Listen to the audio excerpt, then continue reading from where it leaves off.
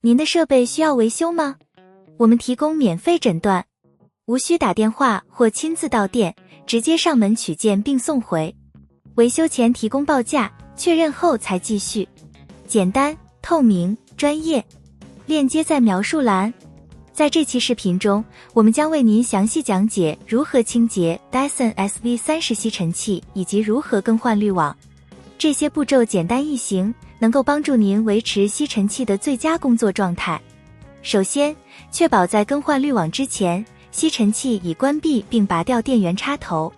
接下来，您需要准备一些工具，比如干净的布和新滤网。第一步，拆卸吸尘器的尘筒。按下尘筒释放按钮，将尘筒取下。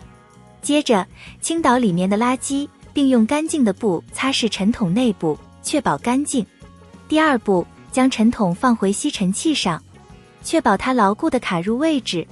第三步，找到滤网的位置。通常 Dyson SV30的滤网位于机器的顶部，轻轻旋转滤网盖，打开盖子。第四步，取出旧滤网。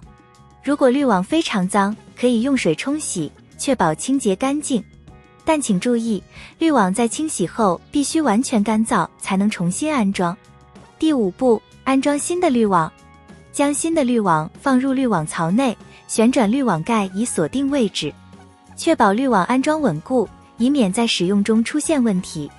第六步，最后一步是清洁吸尘器的外壳和管道部分，用湿布轻轻擦拭，避免使用任何清洁剂。如您在清洁或更换滤网的过程中遇到任何问题，欢迎联系专业服务团队。我们提供免费诊断和上门取件服务，确保您的 Dyson 吸尘器能够及时维修。维修前，我们会提供详细的报价，让您放心选择。通过定期清洁和更换滤网，您不仅能延长 Dyson SV30的使用寿命，还能保持吸尘效果的最佳状态。您的设备需要维修吗？我们提供免费诊断，无需打电话或亲自到店，直接上门取件并送回。维修前提供报价，确认后才继续。简单、透明、专业。链接在描述栏。